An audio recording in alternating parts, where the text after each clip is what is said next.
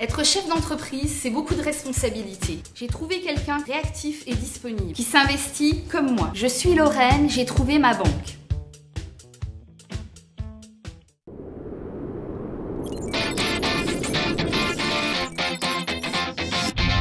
Vous avez absolument raison. Ouais.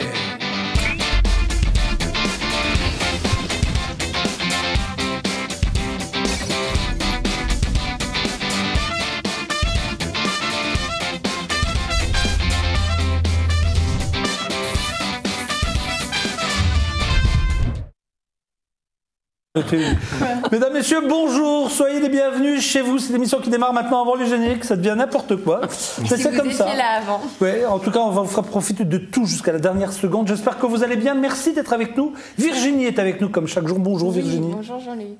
Et comme vous le voyez sur cette table, il y a une seule personne au monde capable de réaliser cet exploit chaque semaine, de nous faire les plus beaux plateaux télé parmi les plus beaux plateaux télé, parmi toutes les personnes au monde. Parce que je ne peux pas dire qu'il y a qu'elle, il y en a plein. Oui. Mais chez nous, notre préférée, c'est Marie-Paul Wolf. Bonjour. Bonjour Jean-Luc. Comment ça va? Je trouve que vous avez bonne mine là derrière le jeune sanglier. Oui, mais Je trouve que vous êtes moi le jeune sanglier. Je trouve que c'est en accord avec le Ça reste plateau. le teint. Ah, si c'est pour finir comme ça. Votre esprit viril qui se réveille, qui... Oh, vous le sentez aussi? Ah ouais, c'est comme ça. Il y a des moments comme ça dans la vie. Avec nous aujourd'hui deux invités, mais on va les présenter après ceci.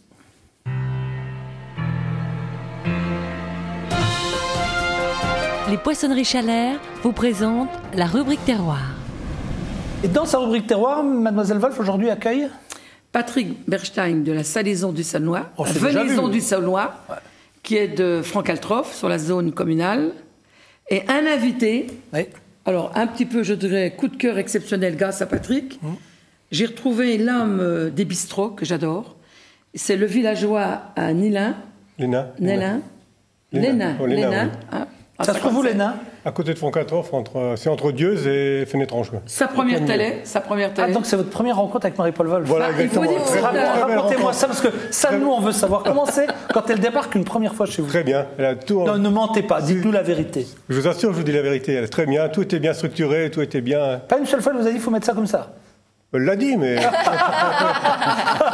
on a écouté. On était bien contents de l'avoir. Bah, c'est le bleu de service, finalement. Lui, c'est la première. Alors que vous, non. Ah bah moi j'ai Non. l'habitude. Ah, Moi, Hein, je vous, peux elle vient à dire- 4h du mat, à 5h, rasée par rasée, elle est là, quoi. Ça y est. Ouais. Elle ouvre la est là, porte, elle dit Marie-Paul bonjour. est là. C'est-à-dire que le jour qu'on est arrivé, il venait de recevoir une chasse de plus de 60 sangliers dans la nuit, puisque les services, la DSV lui avait demandé de venir récupérer du gibier entre la Moselle et l'Alsace. Hein, c'est ce que j'expliquais lundi.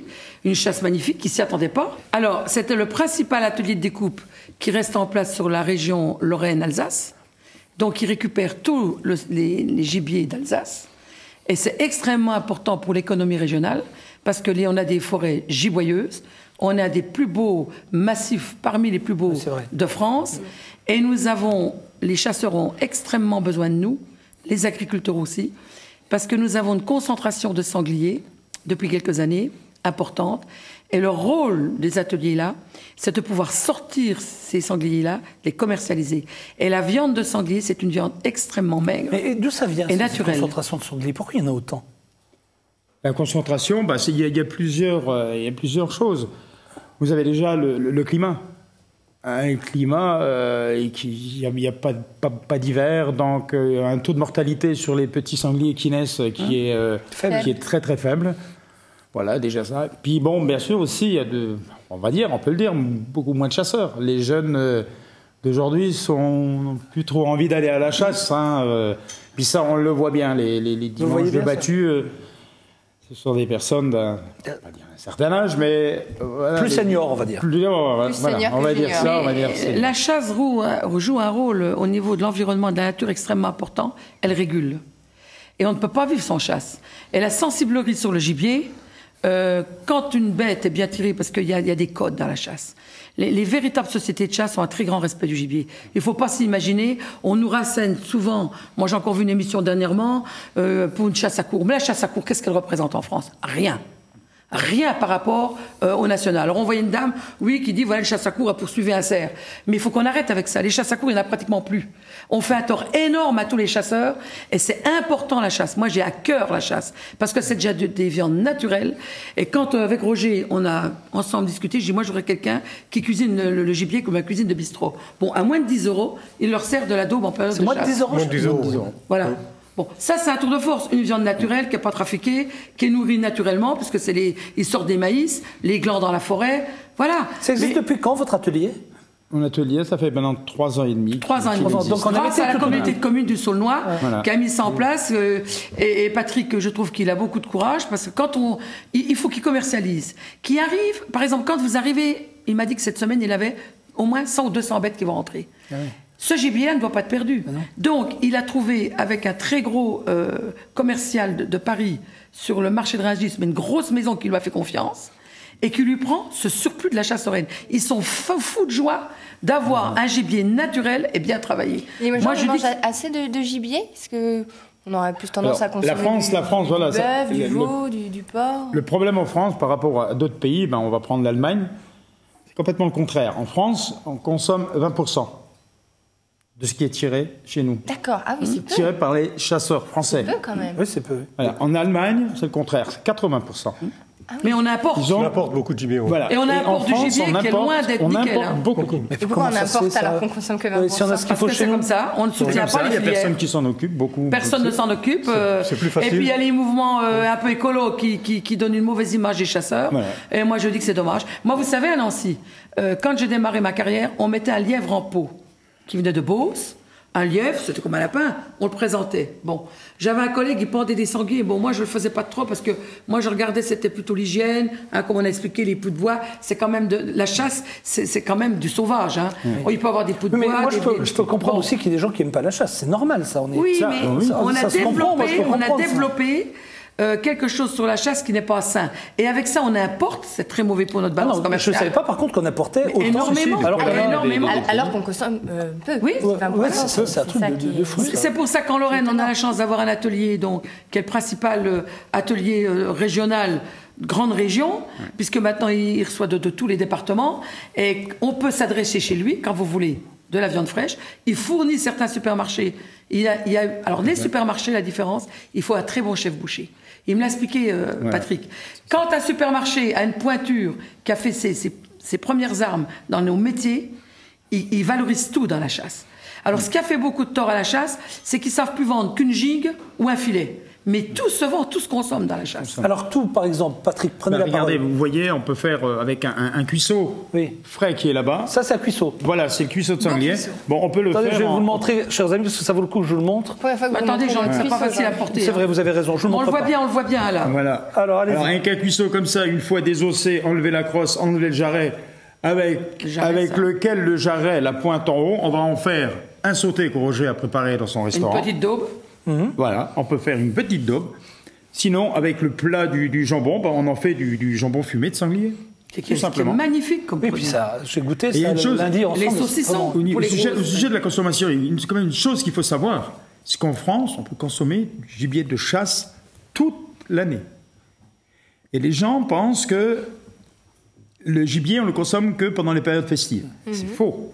On peut le consommer toute l'année. Il provient d'où toute l'année? Parce que la Mais chasse. c'est toute pas l'année, il provient de nos chasses, parce que le sanglier, on le chasse toute l'année. Ah, le sanglier est chassé toute l'année. Voilà. Chose que je Le savais pas. sanglier est chassé toute l'année. Si vous saviez ce que les agriculteurs payent en dégâts agricoles, ils supplient les chasseurs de venir réguler les forêts. Mais alors, Et il les s'est chasseurs, passé, ils prennent en partie, je crois, aussi il s'est quand même passé quelque dépenses. chose sur la prolifération des sangliers. Ça remonte à la tempête de 2000. Il paraît que dans les Vosges, étant donné que c'était tellement enchevêtré, qu'il y a eu une démographie galopante dans les sangliers. Là, les hardes se sont reconstituées, c'est incroyable. Mais on sent qu'il y a Ça, beaucoup de c'est- gibier dans nos forêts. Parce qu'en Oui, même oui. en roulant en voiture, on se rend compte qu'on est régulièrement. voit. Vous vous rendez compte Si on est Mais sur moi, des routes je de le fais. campagne. Mais c'est formidable. Bon, on va repartir sur le deuxième sujet maintenant. Non, le premier déjà, non? Le On n'a pas premier. encore vu le premier. Oui. Non, on est au début de l'émission, Marie-Paul, on n'a encore lancé aucun sujet. Ah, oui, parce qu'on repasse le sujet de lundi. Non, mais lundi, on a passé, on le repasse aujourd'hui. Oui, c'est Allez, vrai. allons-y. Voilà. Donc, nous voici à Franck Altroff. Ça, c'est le sujet que nos amis téléspectateurs ont pu voir lundi. J'ai demandé qu'on nous le repasse aujourd'hui pour Une les explication personnes. supplémentaire. Voilà.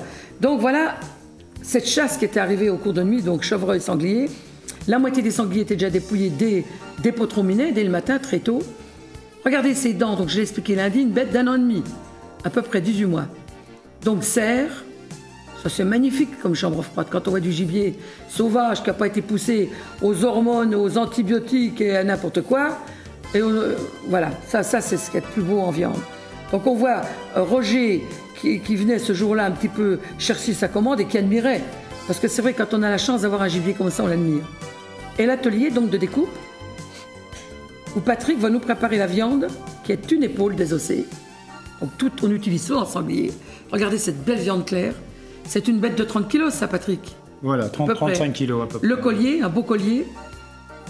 Donc on découpe des morceaux nobles pour la daube. C'est des morceaux gélatineux extrêmement tendres, mais qui doivent mijoter assez longtemps, ce qui donne le goût. Alors aujourd'hui, dans la cuisine du sanglier, nos anciens marinaient. Pourquoi qu'ils marinaient? Parce qu'ils n'avaient pas de frigo. Il faut savoir qu'aujourd'hui, les jeunes consommateurs de 25-30 ans doivent absolument revenir au gibier, parce que le gibier, quand vous... Moi, je vous assure, je fais une daube de sanglier. Si je ne vous dis pas que c'est du sanglier, vous ne le devinez pas. Il n'y a aucun goût particulier quand le gibier est frais. Et Patrick, moi, ce que j'estime dans sa façon de travailler, c'est qu'on voit le côté professionnel de cet homme-là. Il travaille ça comme si c'était un porc ou un bœuf. Donc, immédiatement, le gibier ne perd pas de temps.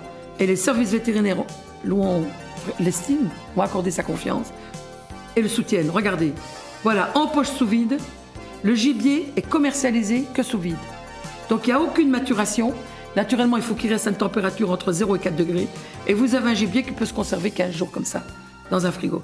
Et tout le temps, avec les estampilles et tout le suivi, il peut suivre, avec ses étiquettes, toute la traçabilité. Oui. Ça, c'est extrêmement important. Et là, on voit donc son fils Guillaume, comme j'expliquais lundi, qui était la relève. Donc un jeune que je salue et que j'encourage. Et regardez ces saucissons de sanglier.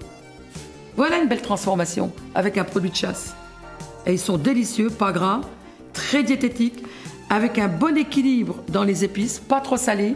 Très, très, très belle charcuterie haut de gamme. Anne-Marie, son épouse, donc je rappelle que c'est une petite entreprise familiale. Tout le monde met la main à la pâte. Et Anne-Marie avait travaillé cette nuit-là aussi pour l'aider. Moi, je suis arrivée le matin, il me dit « Oh là là, vous tombez mal ». Il dit « C'est terrible ce qui arrive cette nuit ». J'ai écouté, on est là, on fait. On est là, on fait, on va s'arranger. On a un petit peu attendu. Et c'est vrai que c'est ça la chasse. On ne sait jamais ce qui va arriver. Des beaux tirs, des tirs moins bons. Il faut être très, très réactif. C'est pas donné à tout le monde de faire travailler un atelier comme ça, de découpe et de transformation. Alors regardez, tenez. Ça, pour le Saulnois, c'est des plus belles images qui puissent exister, ça. Et voilà les compères, les amis. Donc le chef et Patrick dans son atelier. Ils sont pas très loin de l'autre, à 2 km. Roger, il a une source de gibier frais avec toute garantie. C'est merveilleux, quoi. Pour un restaurateur qui vient se fournir chez lui, on ne peut pas avoir un plus beau produit. Les gens ont tendance à ne pas vouloir manger du sanglier parce que c'est peut-être un peu fort en goût. Ça n'a aucun goût, le sanglier. À part le vieux mâle qui s'est amusé pendant 4 ans avec toutes les ça y est, on va rentrer dans la vie privée des animaux maintenant. Ça, lui. Mais là on les transforme. Et puis il y a des façons dans la chasse de couper l'odeur. Ah oui. C'est que nous, on ne sait pas faire ça, couper. Oui. Voilà. On préfère laisser naturel. En travaillant le saucisson, on en est un tout petit peu moins. Voilà. Parce qu'il y a des méthodes de poudre. Est-ce que je n'ai pas encore compris, Patrick? Il faut que vous m'expliquiez ça. Pourtant, Marie-Paul a essayé de me l'expliquer plusieurs fois. Je suis particulier. Je peux venir chez vous à n'importe quel moment, enfin, aux heures d'ouverture. Il faut. Alors, ce qu'il faut faire, c'est déjà me téléphoner pour prendre une commande. Oui. Parce qu'il faut toujours revenir, encore une fois, sur les analyses. Tous nos animaux qui rentrent dans l'atelier, il y a un prélèvement de la langue qui est fait, qui est mis dans un petit sachet. Et j'ai un laboratoire de Metz qui vient chercher tous les lundis, tous les mardis, les échantillons de langue. Donc l'après-midi, ils sont donc analysés et je reçois les résultats donc le lendemain. Ça fait que si la personne vient chez moi le lundi pour avoir un morceau de sanglier qui est rentré, on peut pas le découper. C'est pas possible. D'accord. Déjà au niveau. Et tout ce qui est sous vide, on peut l'acheter quand même. Ensuite, bien sûr, vous pouvez passer la commande le lundi, le mardi, puis venir la chercher le jeudi, vendredi ou samedi matin. Il y a Nadine, la jeune comptable, qui s'occupe de toutes les commandes. Vous attendez quoi dans la réponse de l'analyse? Qu'est-ce qu'il peut y avoir? La trichinose, c'est une maladie où Bon, on n'en voit plus beaucoup, mais c'est Voilà, on n'en garanti. parle plus pour l'instant. Oui, mais Moi, c'est- tous les animaux que j'ai analysés depuis que je suis ouvert depuis 3 ans, je n'ai pas eu un cas. Oui, mais moi je trouve que c'est bien que la C'est bien de France vérifier. garde, comme, bien comme on l'a vérifié. vu avec nos amis luxembourgeois, hein, Kempf qui a son petit atelier de découpe de gibier, et c'est ça qui m'a fait plaisir, Ouais. c'est que la France n'est pas en retard, l'Europe sanitaire s'est faite. Et moi je suis émerveillée quand je vois ça. Tout le monde crie sur l'Europe, la monnaie, bon c'est quelque chose, mais on a beaucoup avancé en Europe. On n'avait pas cet outil de travail-là il y a 20 ou 30 ans. Non. C'est formidable ce qui s'est passé d'un côté comme de l'autre de la frontière. C'est exceptionnel. D'ailleurs, j'ai dit à M. Kempf que je préparais une émission avec vous. Je pense qu'il la regardera parce que je dis, vous savez, nous, avec notre petite ruralité, nous ne sommes pas en retard. Est-ce qu'on a d'autres films? Oui. Qu'est-ce qu'on va voir maintenant alors? Ah, alors là, le villageois, le bistrot Le bistrot, de campagne, chez Roger. chez Roger. Voilà. Alors nous sommes où là? Là, Aléna, à l'Hénin. Alors c'est un petit village, hein, Jean-Luc. 200 habitants. Voilà. Combien? 210. Ouais. Encore bien content d'avoir un bar, c'est le bistrot, Voilà, avec son flipper. qui ouvre à 10h30, où les premiers habitués viennent boire leur café. Et il joue vraiment un rôle social, le Ah bistrot. bah bien sûr. Notre salle de restauration. Là, il a une magnifique salle pour les banquets, qu'il a rénovée et agrandie, mais une magnifique salle où il peut recevoir même des entreprises, des banquets. C'est formidable ce qu'ils font le week-end. Et ça, c'est la petite salle De journalière, plat où il y a les habitués. C'est sympathique, c'est familial également, c'est sans façon, c'est un excellent rapport prix-qualité, c'est chaleureux. Et je pense que les personnes seules qui viennent là au bar, ils retrouvent une famille. C'est vraiment formidable. Alors là, on rentre donc de chez Patrick, hein, avec notre merveilleuse viande de sanglier. Et c'est le gendre, Guillaume également, qui a été formé au lycée La Providence à Dieuze, bien formé d'ailleurs, qui nous a préparé une daube de sanglier. Et il a de la nouvelle école, c'est un jeune, pas de marinade. On cuisine la viande. Pas de marinade. Non. Ah ouais. Guillaume, il est formidable. Hein. C'est un jeune chef qui, je pense qu'il a de l'avenir, il a à cœur. J'ai trouvé qu'il avait beaucoup de qualités. Et, il ira loin. Et en tout cas, je sais qu'il sera capable de reprendre l'affaire du beau papa. Hein. Puis il a le beau papa à côté, alors tout va bien. La belle maman aussi, qui sert. Ah ouais. C'est une bonne équipe. Donc il a préparé tout ce qu'il fallait pour sa sauce, à l'huile d'olive. Il va faire revenir son sauté de sanglier, qui est désossé naturellement, coupé en morceaux assez réguliers pour la cuisson. Il va bien faire revenir sa viande, bien la rôtir. Donc vous savez, la cuisine en cocotte, il n'y a rien de mieux. Pour développer le goût, le mijotage, la chaleur qui se diffuse partout, la cocotte, c'est le grand retour des cocottes actuellement. Donc il va mettre ses oignons, l'échalote, il va laisser un petit peu remuer les carottes, blondir un petit peu. Là, il retourne, il y a déjà une bonne odeur. Là. Ah, Sans d'ici. c'est vrai, hein. Puis à cette heure-là, on a envie, quoi. Voilà, il On a envie que ça assaisonne. sente bon. Il assaisonne. Un tour de moulin de poivre. J'ai entendu dire qu'il y avait un véritable secret livré dans cette recette. Oui, mais un petit secret de cuisson. Ensuite, il rajoute les poireaux émincés. Tu peux nous le dire, le secret, non? Non, bah, On va le voir, on va le voir. Là, il va donc chemiser, parce que quand on met la farine. C'est la cuisine à l'ancienne, la cuisine des grands-mères. La cuisine, on a beau faire la cuisine nouvelle et tout, ça, il y aura toujours des amateurs. Parce que le goût est là. Et là, regarde, il touille, le vin. Ah, donc si j'ai bien compris, si vous ne mettez pas de vin, vous mettez de la bière, c'est une carbonate flamande, quoi. Oui, on peut mettre de la bière, oui, oui. Ah, c'est vrai. Ça, c'est oui, tout à fait, vrai. tout à fait. Mode plat Les Flamands français, vont mettre de la bière. eux.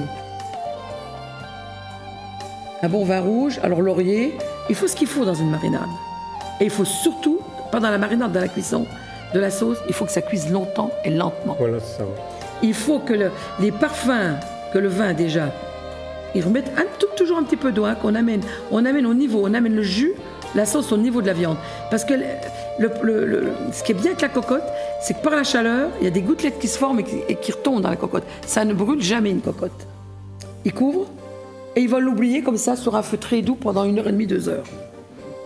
Donc là, pendant ce temps-là, il a tenu à nous préparer une purée maison. Alors moi, ça m'a amusé la purée, parce que je veux vous dire qu'il y a ce qu'il faut dedans. Hein. La purée, C'est-à-dire huile d'olive, Ah, écrasée, c'est vraiment... À la main? Ah oui, il adore ça. Il adore écraser la purée comme ça. Bah, ça n'a rien à voir avec l'autre purée. Hein, une fois Moi, que je la c'est- fais comme ça aussi. C'est bien. Il remet de l'huile d'olive. Attendez, l'huile d'olive. Ah oui, l'huile d'olive. Je dis, tu vas quand même pas mettre Du tout beurre. le beurre que tu as là. Oh, qui me dit, vous savez. Voilà, en amour, on compte pas. Hein. Et hop, la purée était Oh, ça a dû vous plaire, savoureuse. ça. Alors, il a bien. Voilà. Et il termine par de la crème. Ah bah oui. Voilà. On a la trilogie. Alors, je vais vous dire que la purée, elle était top. Hein. Eh, bien riche. m'étonnes. Fondante. Mais alors, pas écrasée. Elle était justement écrasée, mais pas moulinée. Ce qui n'est Oui. pas du tout rendu. Ouais, Un peu de Ouais, sel. ouais. Voilà. Meilleur. Voilà sa bonne petite purée maison. Un régal. Alors, regardez la belle couleur, voilà, de la viande. Vous voyez, la viande, la sauce a déjà changé. Qu'est-ce qu'il met là Parce que le vin est cuit. Un petit carré de chocolat noir. Non. Ah, c'est ça le secret. On le fait dans... Moi, je le donnais ce conseil également à mes clientes pour le coco vin, le lièvre. Pourquoi? Le chocolat noir, c'est un révélateur de goût. Et ça donne une brillance, un petit peu. On peut aussi rajouter un beurre manié. À quoi? Farine et beurre. Ça, c'est bien aussi. Vous avez appelé ça comment, un beurre? Un beurre manié, quand on ne chemise pas. Bon, là, Et vous allez vous prendre la parole, là, je crois. On va vous... Bah, écoutez, voilà, Levez une votre micro. là, les tables d'hôtes, vous voyez la grande table avec tous les gars qui entourent Patrick, son épouse, son fils, toute l'équipe. On déguste. Quel gibier. Excellent, votre gibier. Ben Marie-Paul, la sauce déjà a une grande importance. La sauce, la fraîcheur du produit, l'authenticité. Bravo au chef, à la chasse. À la chasse.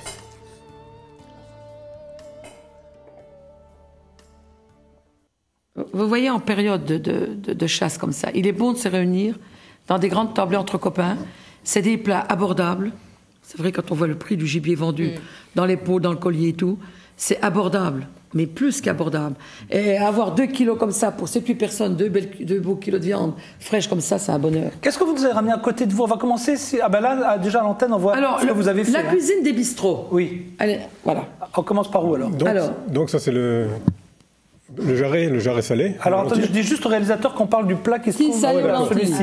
Vous pouvez le présenter, hein Avec les Roger. lentilles. Le petit salé aux lentilles. Alors qu'est-ce qu'il y a voilà sur ce ce qu'on plat? déguste. Voilà. Laissez-le comme ça, il est bien comme ça. C'est la cuisine du bistrot. Voilà le petit salé aux lentilles traditionnel dans un petit C'est pas bistrot. pour une personne ça. Non, c'est pour J'ai eu peur. Je me suis... Non, c'est des plats qui se mijotent aussi. On peut les laisser sur le coin du feu et on peut. Ouais, les ils aiment servir. ça. Voilà, c'est les plats qui sont cuisinés. Ça bien mijoté, ça va être drôlement bon. Voilà, c'est mijoté tranquillement, doucement. On peut les oublier aussi comme. Qu'est-ce qu'il y a d'autre, Roger, à côté de vous? C'est quoi? Ça, c'est Ça c'est la terrine Patrick. de Patrick. Ah, c'est la terrine de Ouais. Patrick. Oui, parce ça. qu'il fait des terrines de Qu'est-ce gibier que vous- exceptionnelles. Alors, racontez-moi, c'est les- qu'est-ce qu'il y a dans votre terrine alors? Alors là, il y a 60% de viande de sanglier, Oui. puis 40% de viande de porc. Des oignons, du poireau, du sel, du poivre, une pointe de muscade, et vous avez la recette. Et voilà. Voilà. Et de Terrine l'amour, naturelle. toujours. Un petit peu de vin blanc dans votre Alors farce? ensuite, vous pouvez agrémenter. Bien sûr, j'en fais. Là, j'ai amené une naturelle, une nature. Oui, parce que vous nous connaissez. Alors, voilà. Donc, j'ai amené une nature, mais on peut la faire. J'en fais aussi à la Mirabelle, alcool de Mirabelle, et l'alcool de Quetch. Pas Et mal. là, alors, devant vous? Donc ça c'est une tête de veau. Tête de veau qu'on prépare aussi. Par contre, on les fait sur commande parce qu'on peut pas trop les. Vous pouvez montrer, lever juste un tout petit peu, là, c'est un tout petit peu, hein, pas plus pour qu'on la voie. Donc ça, c'est de la tête de veau. Voilà. La cuisine bistrot, Voilà. toujours pareil, la cuisine des bistrots qui revient beaucoup. C'est bien sympa quand même. Parce que c'est une cuisine qui a du goût, qui est... Vous avez fait une tarte pour Marie-Paul, c'est ça? Une Qui a tarte fait- de pomme, ouais, Qui a tarte fait la de- tarte? Mon cuisinier. Ah ouais. C'est Guillaume. Guillaume, oui. Ah ouais. Avec de l'huile d'olive. Celui-là, il du s'est dit, beurre, je de la sais comment la prendre, la C'est un Madame bon Vol. gosse. Vous avez un bon contact tous les deux. C'est des Ah, bons oui, jeunes. c'est Ah, mais sûr, même son sûr. fils. Moi, c'est des jeunes que j'adore. Parce que, écoutez, ils pourraient se diriger sur autre chose. Ils choisissent pas la facilité. Non, c'est sûr, avec les horaires et tout Ils ne ça. choisissent pas la facilité, ils choisissent le produit, ils choisissent la passion. Et je trouve que ces jeunes-là sont à mettre à l'honneur. Dans 15-20 ans, c'est eux qui vont être aux commandes. Et je trouve ça excellent. Et puis, ils ont des beaux papas et des papas qui sont là. Et c'est ça, les affaires familiales. Ouais. Si la France, se relève un jour, je crois beaucoup aux petites entreprises qui soutiendront le pays. Un petit jingle et on va jouer maintenant.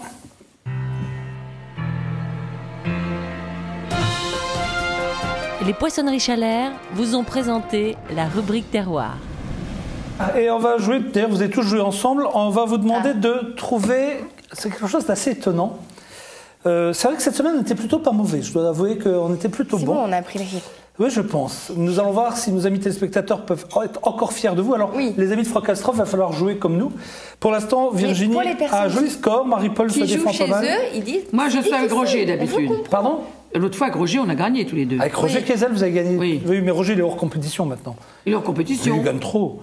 Alors attention, nous va être allons vous content quand on va proposer être là. 7 images. Dites-moi ce dont nous allons Un parler. renne. Pardon Un renne. Oui, Jusque-là, oui, à Rennes. Mais pourquoi est-ce qu'on vous présente à Rennes? pour Noël, avec le Père Les Noël. traîneaux. Oui, mais mieux Père Noël. encore, mieux encore. Père Noël. Père Noël, oui, par exemple. Mais qu'est-ce que l'on pourrait faire avec ce renne? Reproducteur. Pourquoi tout de suite reproducteur? Parce que vous c'est un voyez- beau renne, hein. Oui, d'accord, mais bon. Ok, oui, d'accord, ok. C'est Deuxième image. à destination des enfants. Ouais, c'est presque ça, mais bon, on voit que ce sont des rennes, mais pourquoi on vous montre des rennes maintenant et qu'est-ce qu'on peut faire avec ce renne, par exemple? Et ça, par exemple. C'est un Oh, ils veulent... Allez-y. Ils veulent quand même pas le... Comment on appelle ça? Le cloné. Pas le cloner, le... De quoi? Dites-moi. Ah, comment on fait dans la chasse quand on transforme Ah les... ouais, les- Ah non, ils vont pas transformer le renne en sanglier, enfin Non. en saucisson, là. Non. Pas les naturistes, Il va les naturistes, naturalistes. Voilà. Ah oui, parce que le naturiste qui court derrière le renne dans la forêt. Ça, je veux voir Marie-Paul Wolf, ça. Il va falloir que vous Oh, montriez mais les c'est vous images. qui avez l'idée, la mal placée. C'est pas moi qui ai dit naturiste, c'est vous qui avez dit naturiste. Non, mais naturaliste. Ah bah oui, mais c'est pas la même chose. Naturaliste. Mais alors On celui-là, dirait que celui-là. C'est un taxidermiste. celui-là, Voilà. qu'est-ce qu'il ferait là, celui-là, alors, par exemple? Il a été adopté par le renne. Il a été adopté par... Ah, les belles histoires de Tata Virginie. Alors, on est bien en Angleterre. Hein. Jusque-là, on est en Angleterre. Je vais vous raconter l'histoire. C'est un petit reportage très sympathique. On va vous proposer des offres de cadeaux pour Noël. Alors, vous pouvez louer un renne pour 600 et quelques euros pour Mais passer non, mais une journée vivant. avec le renne vivant. Vous pouvez maintenant, comme cadeau, offrir ce petit cochon noir et d'autres cadeaux. Mais attention, parfois, ces petits cochons-là bien sympathiques peuvent grandir. Regardez ce reportage. Hi boys! À quelques semaines de Noël, il est temps de préparer les rennes. Nous ne sommes pas en Laponie, mais en plein centre de l'Angleterre. Ici, on peut louer les fidèles compagnons du Père Noël, avec bien sûr un traîneau. Tout ça, c'est la magie de Noël. Il y a des gens qui ne savent pas que les rennes existent vraiment. Nous rencontrons même des adultes qui ne le savent pas.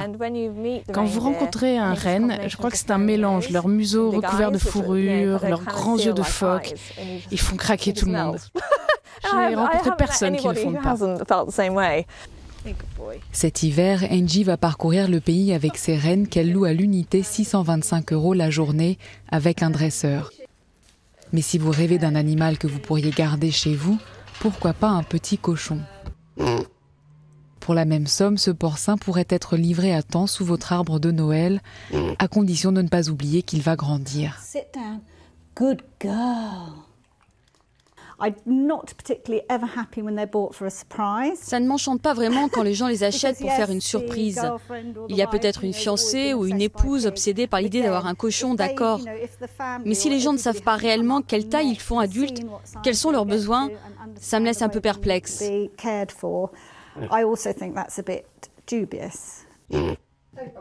Si l'adoption d'un animal semble trop compliquée et trop chère, il reste un tas d'idées de cadeaux plus simples d'entretien.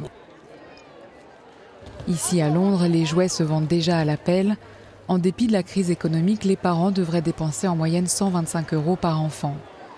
Peut-être pas de quoi s'offrir un renne ou un cochon, mais de quoi bien rigoler quand même. Alors, un petit cochon à Noël? Je ne sais pas pour mettre un cochon dans un appartement. Ça doit faire un peu de dégâts, C'est non? contre mes idées environnement. Prenez des chats, c'est plus simple. Des chiens. Quand même. Merci à nos amis de compagnie. Franck d'être venus nous voir. Merci beaucoup. Léna aussi.